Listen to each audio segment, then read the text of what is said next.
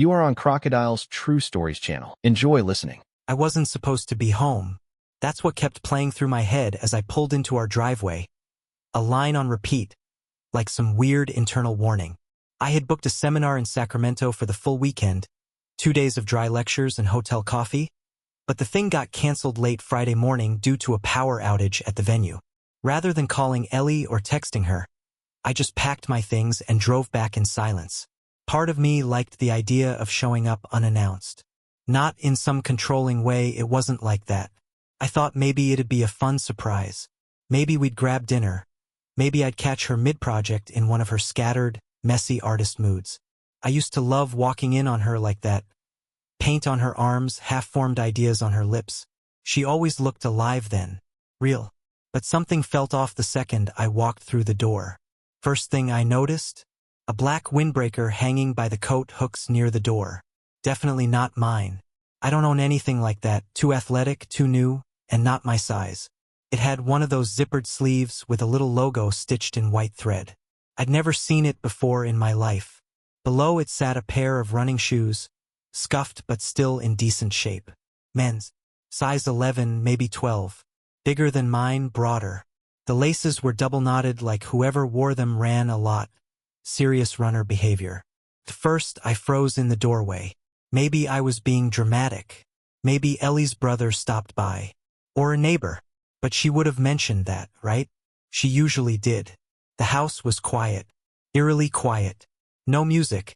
No hum of the old box fan we usually kept running upstairs. No clinking in the kitchen. Just a silence that felt too still for this place.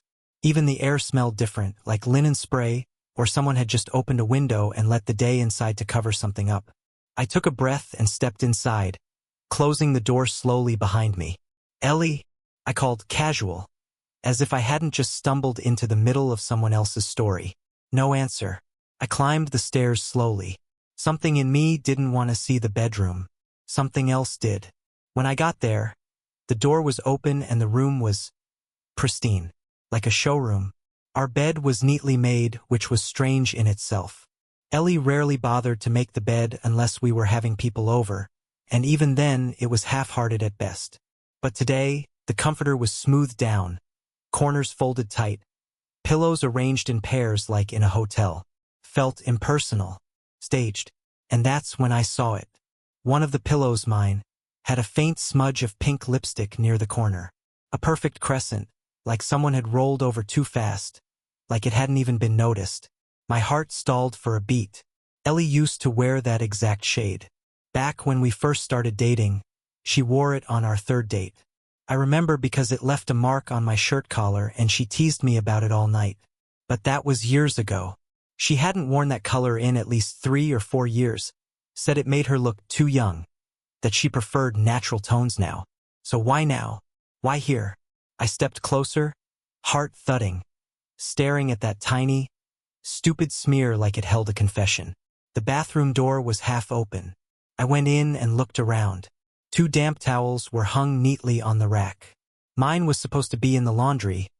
I'd used it 2 days ago before leaving and tossed it in the hamper. But here it was wet, used. The other towel wasn't hers.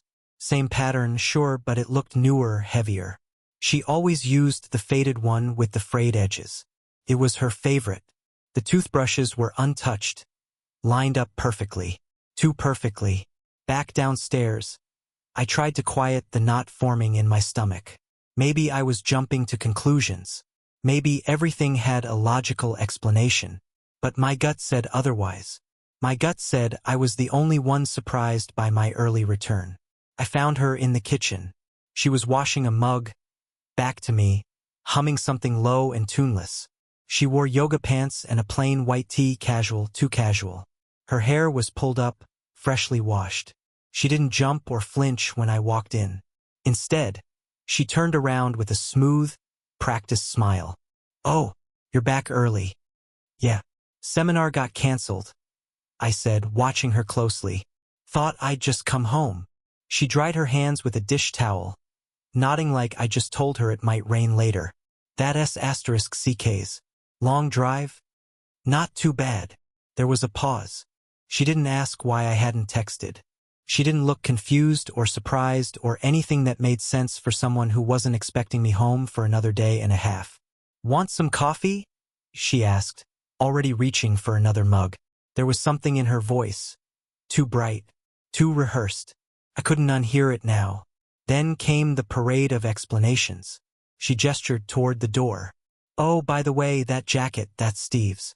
He swung by earlier to drop off some paperwork I left at the office. Didn't stay long." I hadn't asked about the jacket. Not once. She kept going. "And the shoes? Also his. Weird, right? He said they were hurting his feet or something.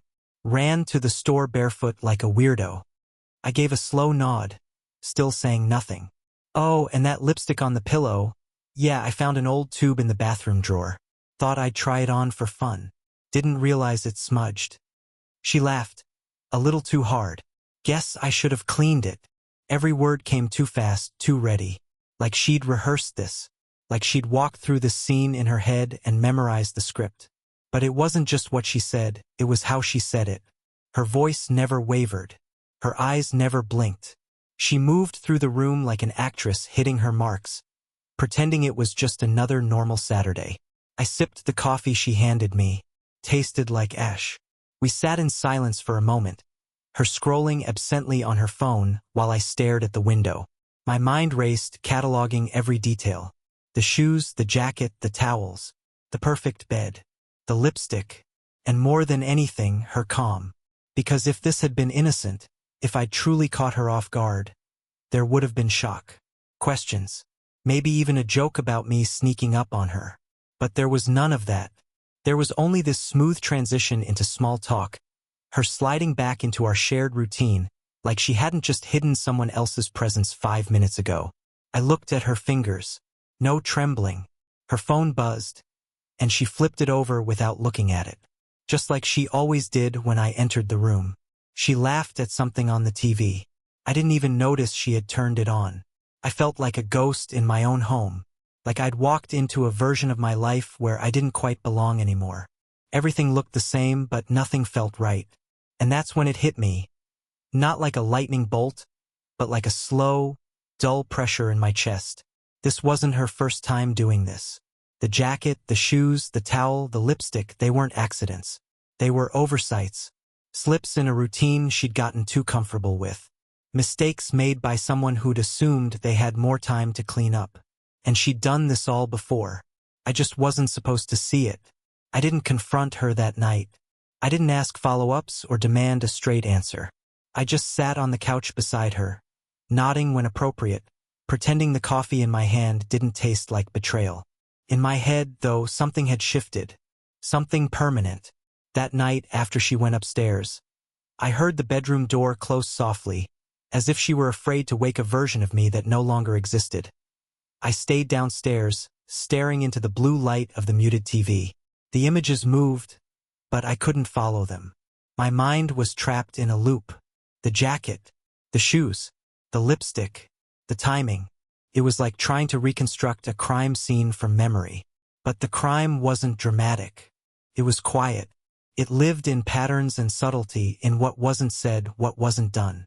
And suddenly, I couldn't stop myself from replaying the last year like a detective at a cork board. Red thread connecting moments I had convinced myself were meaningless. Like the weekend in May when she'd driven up to Monterey for a wellness retreat and came back smelling like bourbon. Not sunscreen or lavender oil bourbon. I remember asking how it went. She said, "Relaxing. Just what I needed." No photos, no texts from the trip. She said phones weren't allowed at the retreat. Digital detox, she called it. Or the time she came home late from a client session. Makeup perfectly in place, perfume I'd never smelled on her before clinging to the air like an accusation. I had said nothing. I blamed traffic. I blamed work stress. I blamed myself. And then there were the texts, half-seen notifications she'd swipe away before I could read the name. Always followed by the phone flipping face down. Screen dark. "Just work," she said. "My client's a little needy." I think that was the moment it started me rewriting reality in real time. I started to excuse everything because the alternative felt too big to hold. I wanted to believe her. Hell, I needed to. I had bet too much of my life on her being the person I thought I married. But memory is a funny thing. It waits. And when you give it permission, it floods you all at once. Like how she started showering before bed. Something she never used to do. It helps me sleep better, she'd said. But it always happened on the same nights she'd come home late. And how she started carrying a second phone charger in her purse. How she stopped leaving her laptop on the kitchen counter. The way she used to when she'd answer work emails while making dinner. I hadn't seen that laptop open in months. She also got more secretive with her calendar. The shared Google Calendar we once used to coordinate things. Grocery runs, weekend plans, the occasional friend's birthday, was now empty on her end. "I've been keeping track on paper," she said once. Like we'd time traveled to 1998. I hadn't questioned it. Not then. God, I remember a Sunday night just a few weeks ago. We were in bed, backs to each other. I'd tried reaching for her under the covers, brushing my hand across her hip. She didn't pull away exactly, but she tensed. After a beat, she said she was too tired. I lay awake the rest of that night. She was already asleep before I even rolled back to my side. It wasn't just the S*X, or lack of it. It was everything that came before it. The softness, the spark, the way she used to lean into me without thinking. That quiet magnetism between people who knew each other's rhythm. It was gone. I hadn't even noticed when it left. Or maybe I had, I just didn't want to admit it. You know that thing they say about boiling frogs? How if you turn up the heat slowly enough, they won't jump out. That's what this felt like. Except I wasn't boiling. I was drowning. Drowning in every time I let myself believe this was normal. That we were just in a rut. That this was what long-term love looked like. Distant, strained, quiet. But it wasn't a rut. It was a slow disintegration. A shedding. And I was the skin she was stepping out of. I started looking closer. Not just at her, but at us. The inside jokes we used to have, gone. The stupid nicknames, replaced with generic pet names like Han or Babe. They felt like placeholders, like she couldn't remember which version of me she was supposed to be talking to. We used to send each other dumb memes, stupid animal videos, inside jokes about our neighbors. That stopped somewhere along the way, too. Now her phone buzzed for someone else, and I didn't even ask anymore. Then came the motel charge. It showed up on our credit card statement under Sunrise Inn, a town about 45 minutes east, small enough to not have anything resembling a conference center or a client office. When I asked about it, she blinked. "Oh, that?" she said like I'd asked about the weather. "That was for a coworker. I paid for their room and got reimbursed." It's a long story, but there was no receipt, no reimbursement in our joint account. Just the charge. Just the lie. I wanted to believe her. I really did. I stared at the charge on my screen for hours. Googled the motel. Looked at the pictures. Cheap, dated decor. The kind of place you rent by the hour when you don't want to be recognized. Or when you want to disappear. I remember sitting there, staring at that photo of room 114, and thinking, this is where she was. Not a conference room. Not a retreat. Not a late client session. Here, on that floral bedspread under that flickering ceiling fan. That was the night something in me cracked. I started noticing the perfume again. The new one, spicy, bold, not her usual scent. The one she never wore around me, only after she got dressed to go out. One night I asked what it was called. She shrugged. "It's a sample. I don't even like it that much." But she wore it again. And again, every Friday night, every girls' dinner or work thing. And the lingerie, that came next. It wasn't subtle. She started ordering pieces online, tags I found in the trash, receipts left in her email. Lace, strappy things, the kind of stuff she hadn't worn since our honeymoon. But she never wore them for me. I asked once, cautiously, "When'd you get new stuff?" She smiled, distracted. "Oh, just updating my wardrobe. You know, self-care." But that's the thing. When someone buys lingerie and never shows it to you, it's not self-care. It's a performance and you're not the audience. One night, I opened the drawer in her dresser, just curious. Just confirming. Half the stuff still had tags, hidden behind socks and scarves, like she wasn't even bothering to make it look innocent. That night, we lay in bed again, back to back, the silence deafening. I didn't reach for her, and she didn't notice, because she wasn't mine anymore. Not really. Every day that passed, I saw more of the cracks I'd ignored. Every late return, every vague story, every laugh that sounded too light, every excuse too clean. The puzzle was forming itself whether I wanted to see it or not. I had been living in a house of whispered lies and polished rehearsals, and I didn't even know the script. But I still didn't explode. I didn't accuse. I just watched, documented, waited, because I didn't want to destroy her. Not yet. I wanted to be sure. And the moment I stopped making excuses for her was the moment I started looking for the truth. I didn't want revenge. I wasn't trying to catch her just to say I was right. I wanted certainty, clean, undeniable truth, the kind you couldn't manipulate with tone or half-lies. I wasn't even angry, not really, not yet. What I felt was something colder, more clinical, like a surgeon tracing the edge of a tumor, knowing it had to be cut out. So I made a decision. One night, while Ellie was in the shower, I pulled her old tablet out of the drawer in the home office. She never used it anymore, claimed it was too slow, but she never wiped it either. I plugged it in, waited for it to charge, and then started going through her sync data. Most of it was harmless recipes, yoga videos, Pinterest boards full of half-started home decor ideas. But tucked between the clutter was her email, still logged in. The inbox was clean, too clean, but I knew how to look deeper. I went into her archive, her deleted folder, her sent messages. Nothing. Then I remembered the password manager she used. An app she had shown me years ago when she was feeling proud of her digital hygiene. I opened it. She hadn't logged out. And that was the moment everything started falling into place. The app held keys to other apps, messaging platforms, multiple Gmail accounts, one I didn't recognize. I clicked into it. Boom. The first thing I saw was a string of emails between her and someone named Zach. Zach. Just the name made my stomach clench. Simple, casual, confident. The emails weren't explicit, not in the physical sense. But they were int asterisk mate.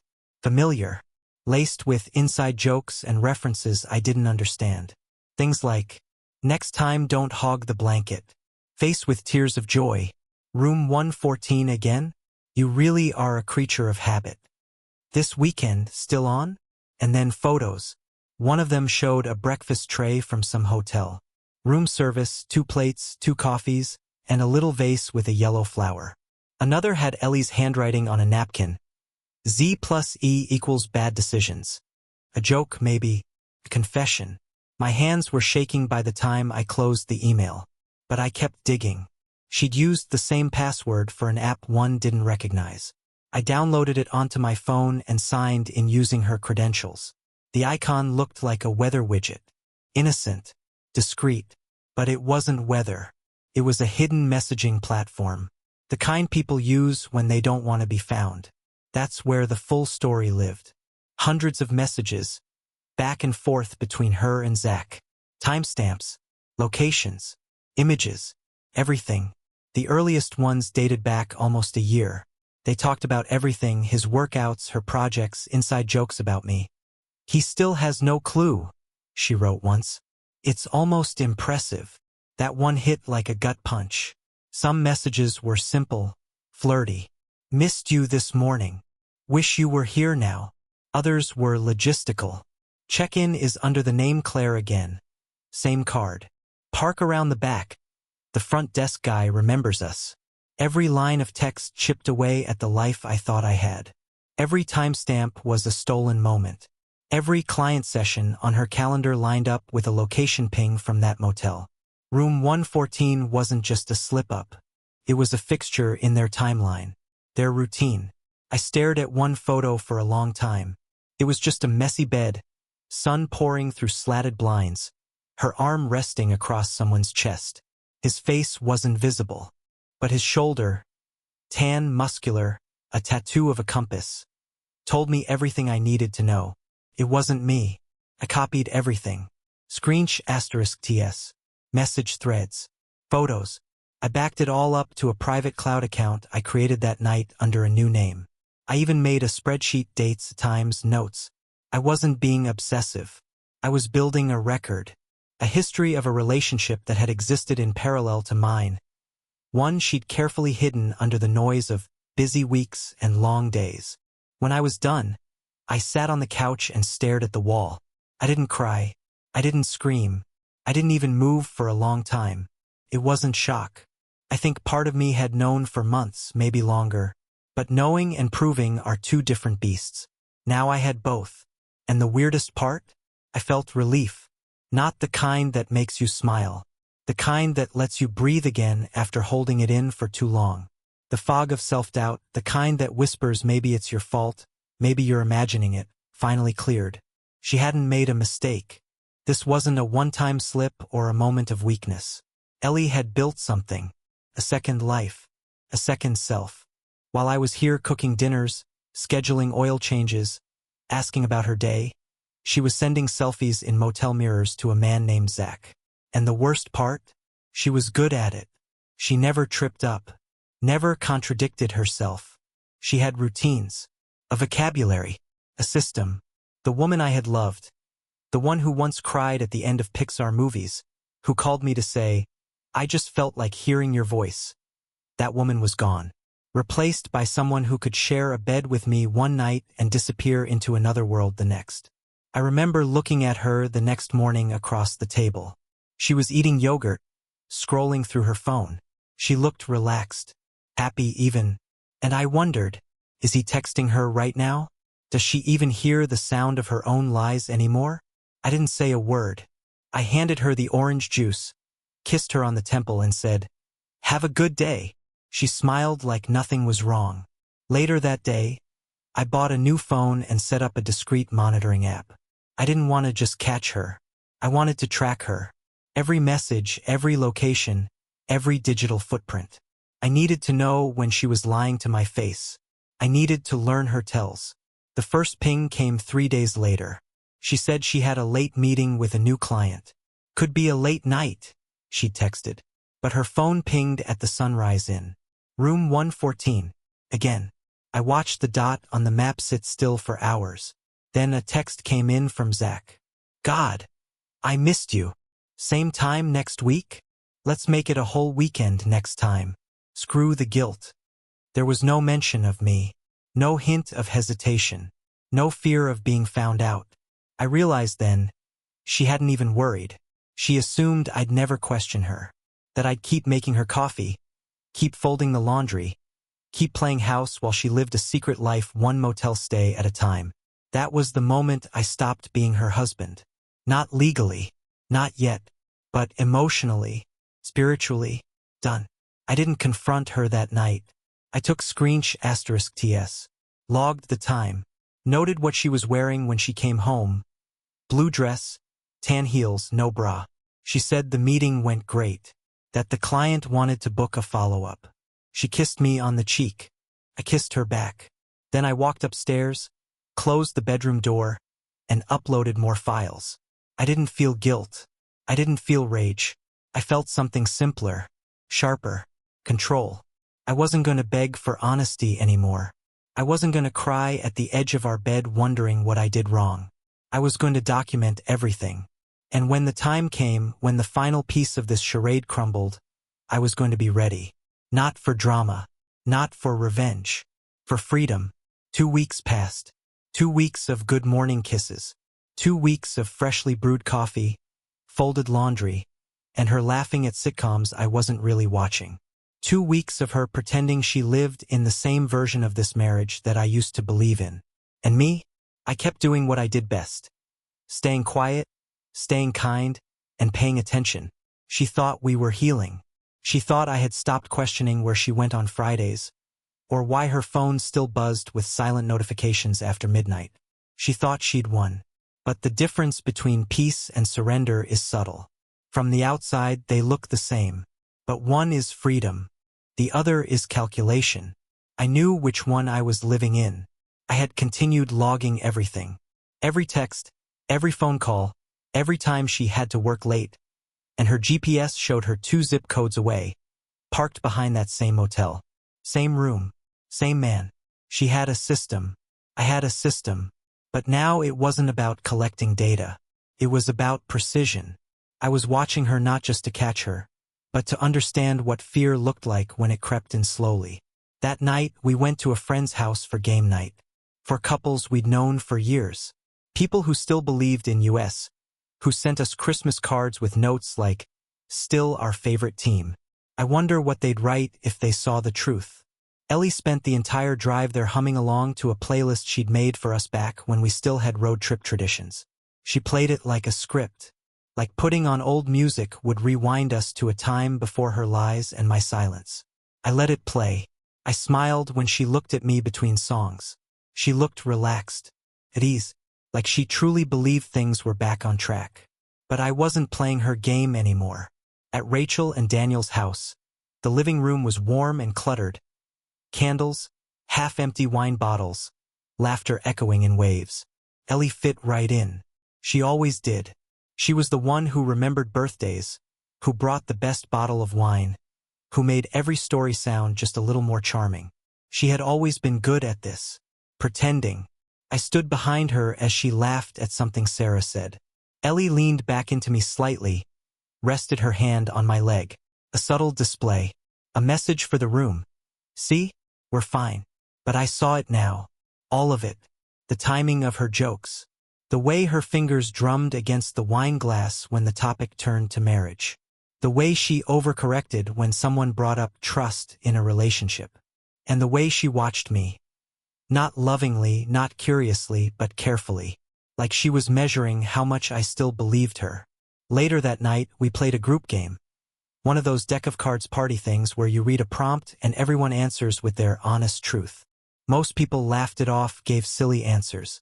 But then came the card that changed the air in the room. What's something you've never told your partner because you didn't think they could handle it? It was meant to be playful. Silly confessions. Embarrassing quirks. Daniel admitted he hated his wife's famous casserole. Sarah confessed she once dropped her husband's signed baseball in the sink and never told him. Everyone laughed. Then it was Ellie's turn. She paused. I watched her eyes scan the room, then land on me. She gave a nervous little laugh. I guess. I once deleted a voicemail from his mom before he could hear it. She was being kind of critical and I didn't want to upset him. There were polite chuckles. She looked down at her wine, then back up at me.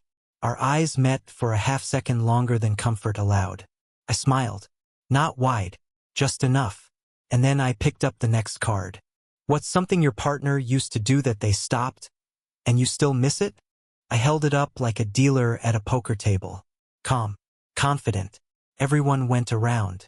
Inside jokes. Nostalgia. When it got to me, I said, she used to hum while brushing her teeth. Every morning. Ellie's glass froze halfway to her lips. She looked at me quickly, eyes flickering. She hasn't done it in almost a year, I added. I never noticed it was gone until I realized I missed it. The room was quiet for a moment. Someone let out an ah. But I wasn't talking to the group. I was talking to her. That night, in the car, she was quiet again. Not the comfortable quiet. Not the content kind. This one had weight. Tension. Her hands stayed folded in her lap. She stared out the window like it might give her answers. When we got home, she kicked off her shoes at the door and went straight to the kitchen. I followed a few minutes later. She was standing there, back turned, pouring water into the kettle. I didn't speak, just leaned against the counter and waited. Finally, she said, "What was that?" I tilted my head slightly. What was what? At the game. The humming thing. I shrugged. It was a real answer. You made it sound like... She stopped. I don't know. Like I stopped being who I was. I didn't say anything. I didn't need to. She turned around slowly. Are you trying to tell me something? That was it. The crack. The first tiny shift. The moment where her confidence, the performance, the staging broke for just a second. I'm just answering questions, I said, keeping my tone light. She watched me for a long time. I saw her eyes scanning my face, searching for a giveaway. A slip, a sign that I knew what she didn't want me to know. Then she smiled. Tight, nervous. Well, she said, I'll make more noise brushing my teeth if it means that much to you. I nodded. Wouldn't hurt. The next morning, I woke up and she was already brushing